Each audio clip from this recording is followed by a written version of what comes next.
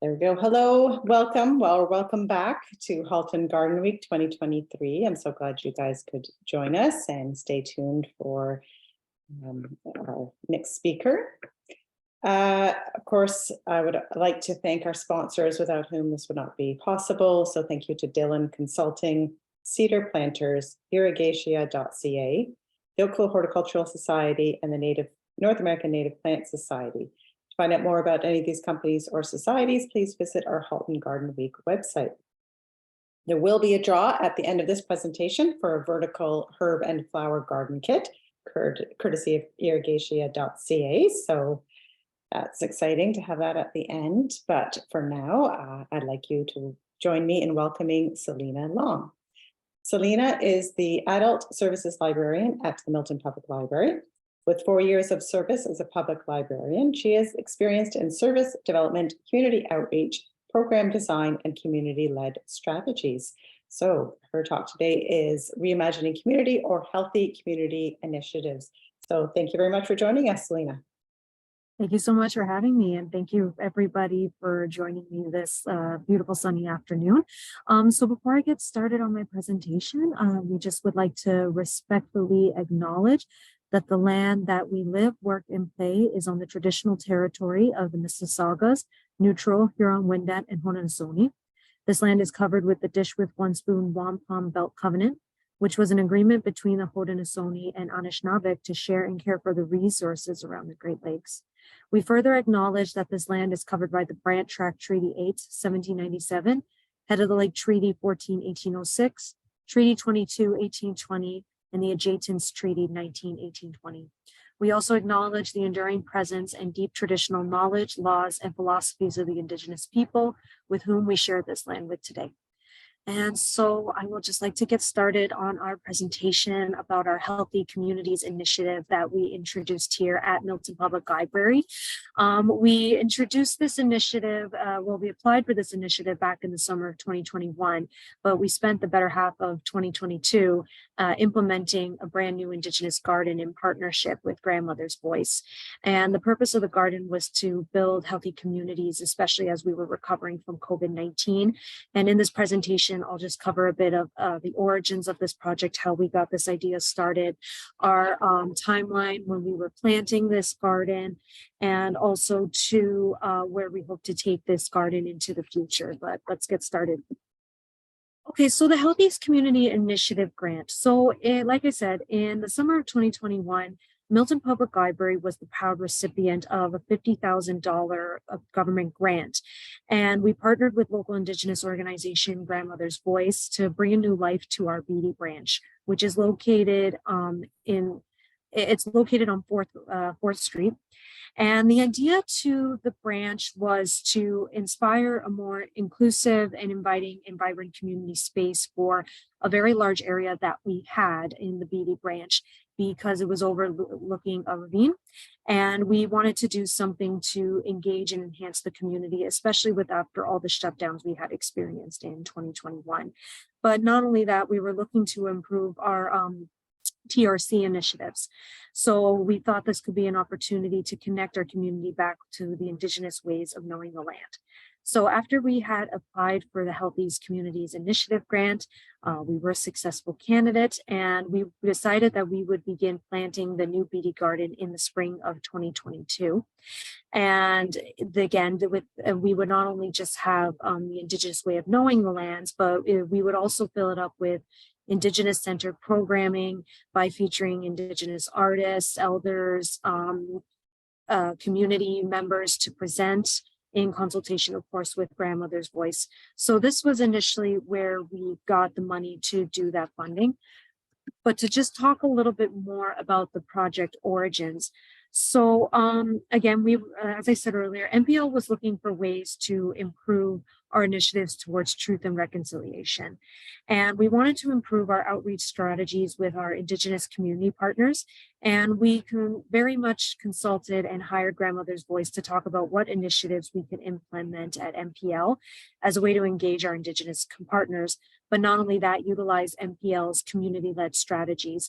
At Milton Public Library, we believe that community-led strategies is the future of public libraries, as it does offer us training and strategies to promote the community by interacting with them, partnering with them, and hearing what they have to say about their community and what they could use from community spaces such as a library when it comes to services and programs.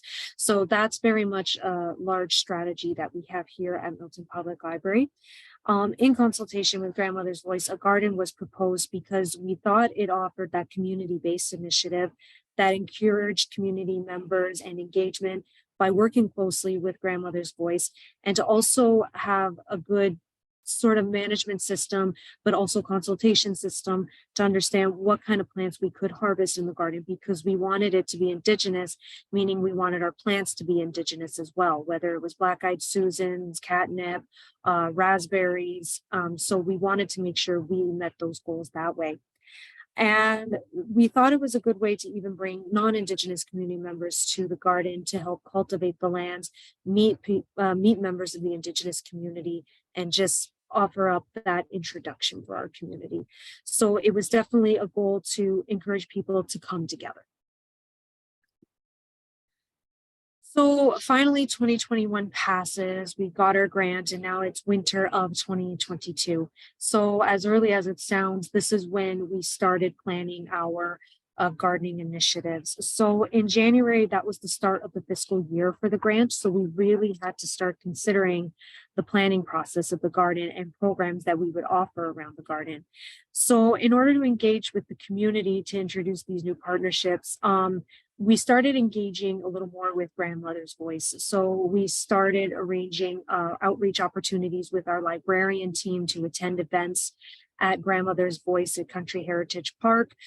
We also, in order to meet members of the Indigenous community, to let them know what initiatives we were offering here. We were also introduced to the landscaping company Minicon by Grandmother's Voice, who would be in charge of designing the Indigenous garden at Beaty, but also who would also be a part of building up that community relationships that we were looking for. And then in order for Grandmother's Voice to meet members of Milton Public Library's community, we started to arrange a community circle, and it was virtual because we were still experiencing health and safety concerns due to COVID-19. And the patrons in these community circles discussed ways in which we could further engage our community to usher in healthy communities. And it's certainly gave us as a team a better idea of how we could welcome in our community. We could cultivate this garden, but we can also offer up the practice of inclusion, which is a big focus we have here at Milton Public Library. And it was wonderful to see how eager and engaged and how many ideas that people had to make more of a community space. And it definitely shows that everybody wants to have a piece of the pie. So a couple of months passed away and it's spring and that's when we had to start planning our implementation of our community garden. So we decided to have an official opening service on April 22nd, 2022, which just also happens to be Earth Day. So we hosted a welcome service with members of our community, school board, local politicians, and library board. And we brought everybody together at the Beaty Branch. And we chose to host the event on Earth Day as a way to showcase the achievements of the environmental movement and raise awareness to the need to protect the Earth's natural resources for future generations. And it was truly a wonderful, wonderful service. Grandmother's Voice spoke, the library spoke, the library board spoke, and it was just such and Minicon spoke as well. And it was just such an exciting way to bring everybody together to talk about the plans that we had for the future and hopefully get people excited to be a part of something that is just so much greater than ourselves. So by April to May 2022, this was when we started planting. So with the guidance of Minicon, the librarian team recruited a group of over 40 volunteers, mostly teenagers, but we also got adult volunteers as well, and library staff who were avid gardeners that really wanted to be a part of this project to implement the community garden. And what was amazing about the process of implementing this garden was participants got to learn the art and science of landscaping strategies. And we learned all about, design. We learned about soil. We learned about mulch. We learned about planting strategies and fertilization.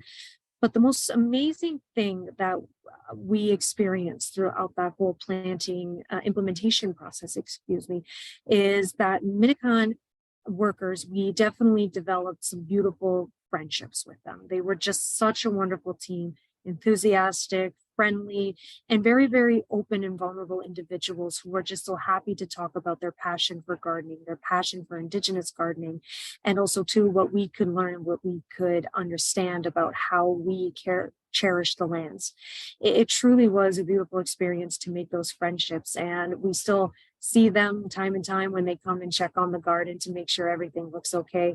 But it really definitely fostered that sense of building a community, and people learned a lot of techniques that no doubt they are using towards their own garden. So it was definitely an amazing experience that way. So after we implemented the garden, there was now the maintenance part that we had to keep up with from June to July of 2022.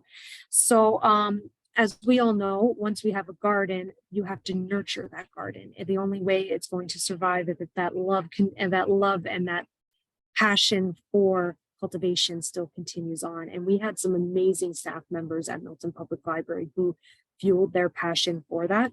So the main way we cultivated that garden was through mostly teen volunteers meeting their community service hours with staff, and we had some adults programming initiatives that we worked around it. What we tried to do as part of the maintenance of the garden was we tried to make it in a community and a community learning opportunity. So we would do a little book talk that we would do at the beginning, and then we would give a tour of the garden, just talking about all of the effort we put in to help implement this garden. And then we would talk about the landscaping ideas, but then also too, we chose to put it in this garden as well because we have a beehive. Because our logo is the bumblebee. So we actually, from Humblebees in Hamilton, they implemented a series of 4 beehives to cultivate and honey, which we also sell in the fall time. So it was a perfect opportunity to see how the bees were now just in a big buffet of a garden and how much honey we were also producing as well. So it was good to show everybody how the ecosystem really works when it works all together this way. So we had our customer service staff lead the team of volunteers. We provided the tools and equipments to ensure that we had this all done perfectly. And we thought we were doing a good job until the August of 2022 when we faced a challenge. So unfortunately, some of the plants started to show early signs of failure. And it's just because it was new. Minikon said that was to be expected, but of course that put a panic into our systems because we put so much time and effort to ensure that we had this garden to foster and to grow.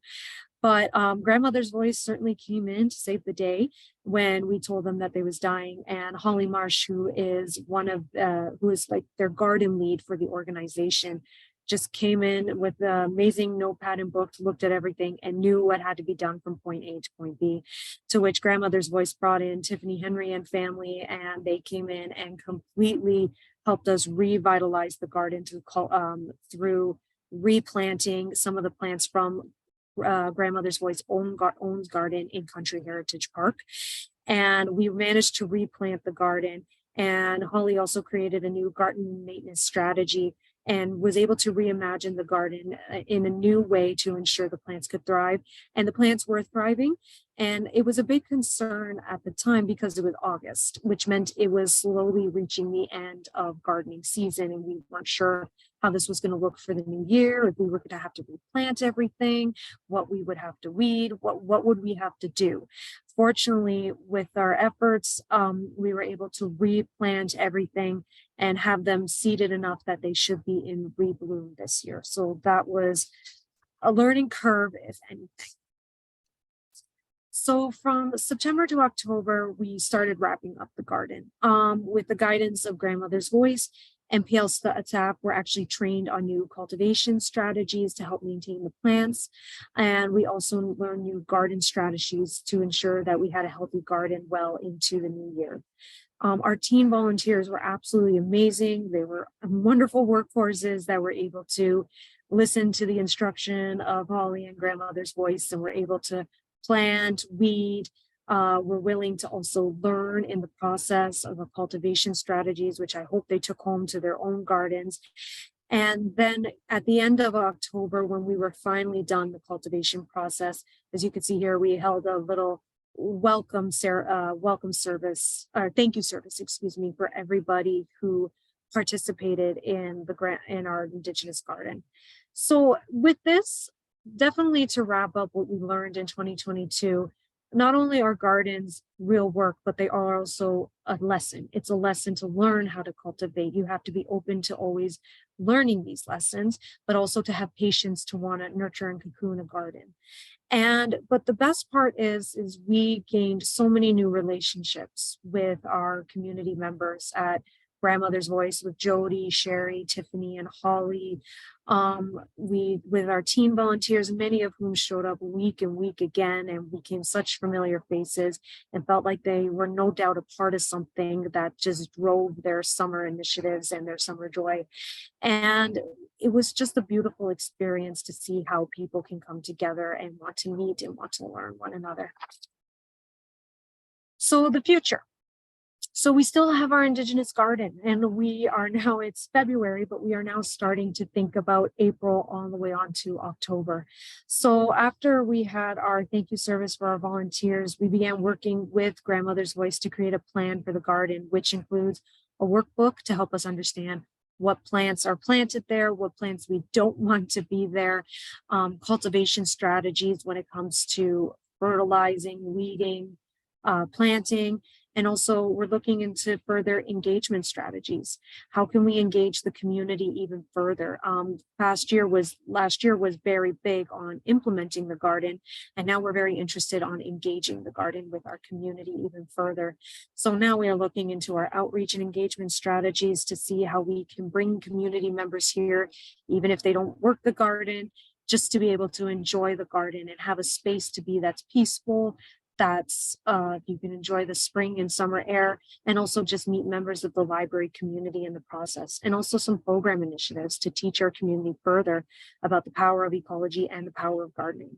And we will start our gardening initiatives in April, and we'll always be looking to volunteers to help to extend our work with community partners. We very much want to partner with any environmental organization who would like to have a part of this garden to help nurture it. And we will also be searching again for the volunteers, and also be giving out community service hours should anybody require it. So that is where we stand. Again, you can always reach me if you have any inquiries or interest in it. We are always happy to see how we can do this further. And with that in mind, I will take any questions. Thank you so much for listening. I know it was a quick one, but we really appreciate it. Thank you. That was really good. We do have some questions. One, so why did those plants start to fail? So like what happened? And the ones that failed need to be replanted. They started to fail because we weren't watering as much as we thought. We thought we were watering enough, and it turns out we weren't. So unfortunately, because it was a very, very hot and dry summer, the plants needed probably daily watering when we were doing it around 4 to 5 times a week. So that's when we realized, okay, we needed a sprinkler, because to water that whole garden by one person, which was often the case, it could take them over an hour at least. So we realized that expectation was too much for a staff member, especially when they had to get back in and run a program, run the service, or work frontline. Also, too, the weeds grew like just a monster. Basically, there was just so much of it, and initially we thought they were plants because they looked so similar to an actual plant that we planted, until Holly came in and said, oh no, that's a weed. So because they were such an invasive species as well, it killed off some of the plants as well. And because we also had some volunteers who were doing the planting, and though they were trained on planting, they didn't plant as deep as it should have been as well. So that was a learning curve for us as well, that maybe we needed to do a little more sit down and teach how it's okay to just penetrate the ground as deep as you can to get the seed in there. So again, it was a big lesson. So can you share a little bit, a few of the plants that you did plant in the garden? Yeah, we planted catnip, which we actually put up for free grabs at the Milton Public Library once we cultivated them for anybody who wanted it for their tea. Black Eye Susans. We also had sunflowers that we winnowed at the end of the gardening season that we have in storage at Beaty, ready to replant. We also planted strawberries, regular berries too, brown-eyed Susans as well. And really it's extensive list, but those are the first ones that come into my mind. And how has the feedback been from the community? The feedback from the community is that it's an impressive initiative, and it's impressive because we're doing it as a community initiative. I mean, when we first started it, it was a lot of the implementation, because implementing a garden, especially of the size that we wanted it for the Beaty Branch, required a lot of focus and attention. But particularly, we got a lot of excitement from young children about the idea of having this garden around that they can go play in, and then they could see how the bees were pollinating that garden. But then we also did a little initiative where we had these little watering cans for 3 to 5 years old, and then they just got excited to take the watering can and to go and to water the garden and to see how they were part of the growth process. So a lot of the community members, especially those who love to garden, like this idea of having a calm sanctuary of a space to be able to learn about the garden or be taught about the garden or see how everything comes together. And we actually labeled the plants, so it's a little more of an experience as people go and walk around so they can see what it has. And then we would place a story time where we would have a children's book that would tell the story around the garden to make them appreciate it a little bit more. So there's definitely initiative there, and we're looking forward to how we can expand that even more throughout the summer, and even with community partners who are interested, because we'll definitely have the time as we don't have to worry about implementation anymore. And should any of our attendees today wish to replicate this in their own community, what is the biggest, what would you do differently? And what was very successful? I think what we would do a little bit differently was we would be more on top of the watering. So recognizing that we are going through environmental changes, a lot of what the weather has become, especially this winter, is a lot of unpredictable. So when it got really, really hot, we knew that we had to be out there watering it a bit more. So we learned that later, actually, I should rephrase that. So being more attentive to that knowledge and to that fact, but also teaching and knowing your plants a lot better. I'm not really a gardener. I live in an apartment. My father would never let me garden because that was his territory. And I never argued it. And so this was more the first time I ever became a gardener. And then me realizing a lot of people that were gardening weren't gardeners either, could not tell the difference between a weed and a plant.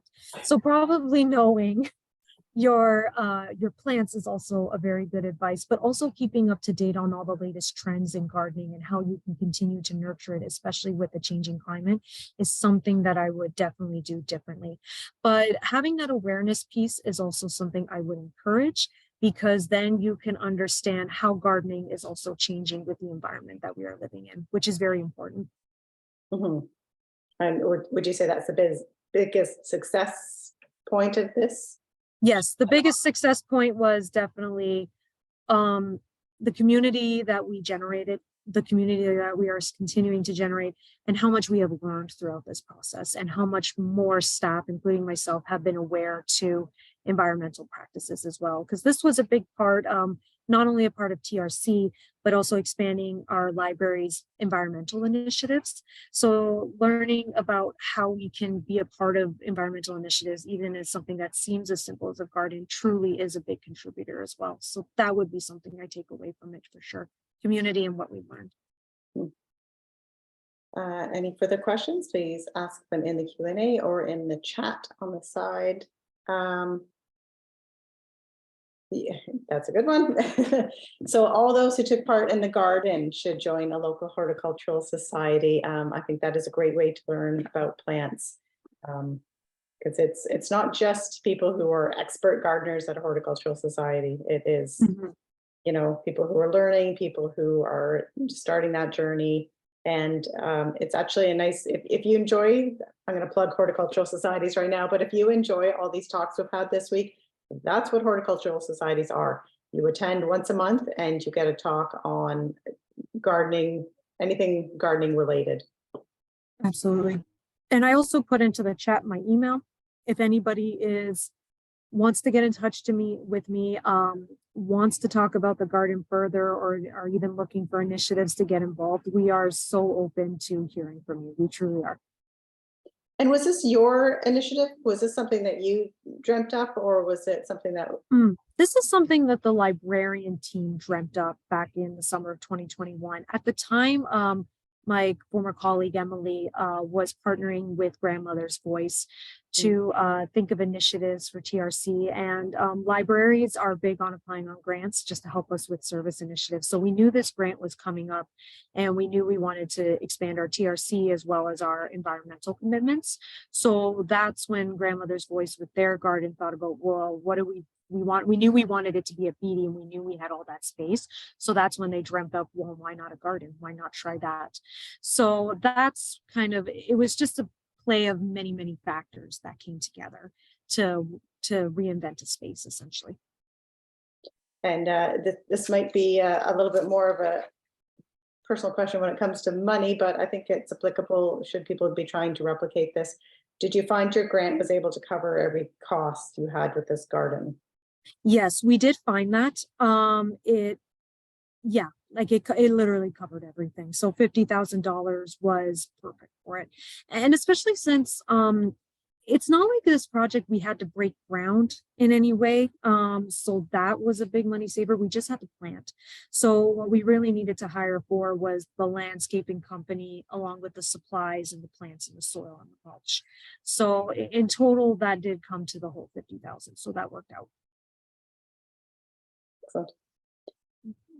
All right, so if there's no further questions, I am going to do the draw. So we have 17 people here, and I got a new random generator app because I found the last one was always picking really low numbers. So let me just adjust how many are here now. Bear with me. Okay, randomize, and it is 6. We had 6 for the last one, but I'm sure it's a different person. And I have Jennifer. Jennifer, are you still here? Yep, Jennifer G, you are the winner of the vertical, let me get this right, herb and flower kit, courtesy of irrigatia.ca. So I'm going to put the email that you're going to contact in the chat. It's info@Halton Environment. .ca. So just, hey, you're still here. So just contact me and we'll get you set up with irrigatia.ca and they will get that kit out to you. So thank you very much, everybody, and congratulations to Jennifer. We will be giving away another 2 of these kits tomorrow, so tune into the talks. Unfortunately, I do have very bad news. The talk that was scheduled for today at 4 o'clock on peat use in horticulture and alternatives has been canceled. An emergency came up with the speaker, so she's unfortunately had to cancel. We're trying to find another time to reschedule this talk, perhaps tomorrow. She's yet to get back to me. If we can, then we will schedule. Otherwise, I'm very sorry that we had to cancel that one. But thank you very much for attending, and thank you very much for Selina for your time and for sharing. Thank you for giving me the space to do it. All right.